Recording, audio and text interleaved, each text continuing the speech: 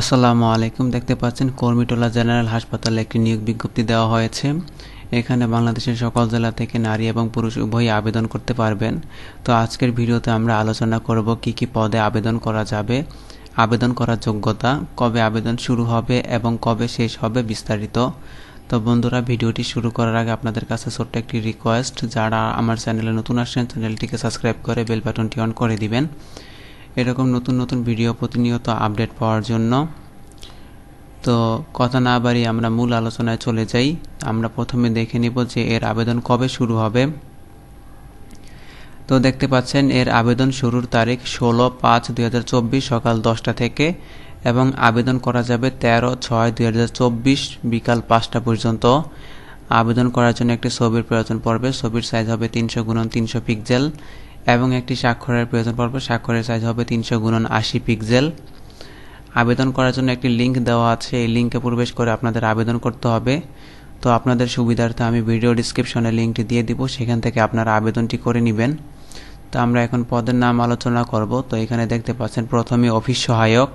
এখানে বেতন গেট হচ্ছে 20, পদ সংখ্যা রয়েছে 76টি। এখানে শিক্ষাগত যোগ্যতা প্রয়োজন পড়বে কোনো স্বীকৃত বোর্ড হতে মাধ্যমিক স্কুল সার্টিফিকেট বা সমমানের পরীক্ষায় উত্তীর্ণ। এই পদে সকল জেলার প্রার্থীগণই আবেদন করতে পারবেন। এরপর দেখতে পাচ্ছেন রিসিপশনিস্ট। এখানে বেতন গেট হচ্ছে 16, পদ সংখ্যা রয়েছে 2টি। শিক্ষাগত যোগ্যতা প্রয়োজন পড়বে কোনো স্বীকৃত বোর্ড হতে উচ্চ মাধ্যমিক সার্টিফিকেট বা সমমানের পরীক্ষায় উত্তীর্ণ। কম্পিউটার চালানোর দক্ষতা থাকতে হবে। ইমেল, স্ক্যান, ফ্যাক্স, টেলিফোন চালানোর দক্ষতা থাকতে হবে। এরপর দেখতে পাচ্ছেন ইনস্ট্রুমেন্ট কেয়ারটেকার। এখানে বেতন গেট হচ্ছে 16, পদ সংখ্যা রয়েছে 1টি।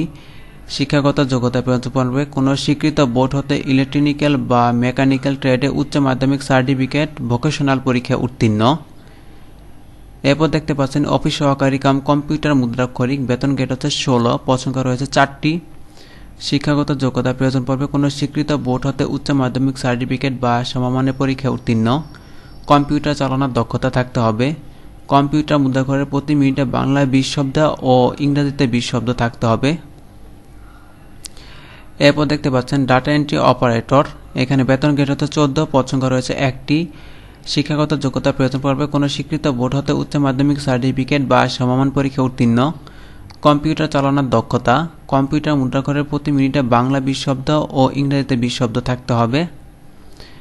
এরপর দেখতে পাচ্ছেন ষাট মুদ্রাক্ষরিক কাম কম্পিউটার অপারেটর। এখানে বেতন গেট হচ্ছে 14, পদ সংখ্যা রয়েছে 1টি।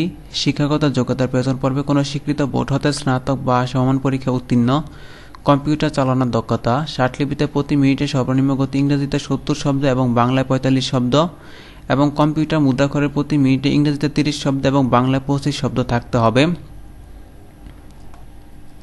1 থেকে 5 নং পদের জন্য যে সকল জেলার প্রার্থীরা আবেদন করতে পারবেন: মানিকগঞ্জ, নারায়ণগঞ্জ, রাজবাড়ী, টাঙ্গাইল, ময়মনসিংহ, জামালপুর, ব্রাহ্মণবাড়িয়া, চাঁদপুর, কুমিল্লা, জয়পুরহাট, পাবনা, সিরাজগঞ্জ, নওগাঁ, নাটোর, কুড়িগ্রাম, নীলফামারী, সাতক্ষীরা, কুষ্টিয়া, বরিশাল জেলা ব্যতীত অন্যান্য জেলার প্রার্থীগণ আবেদন করতে পারবেন। তবে সকল জেলার প্রতিবন্ধী ও এতিম প্রার্থীগণ আবেদন করতে পারবেন।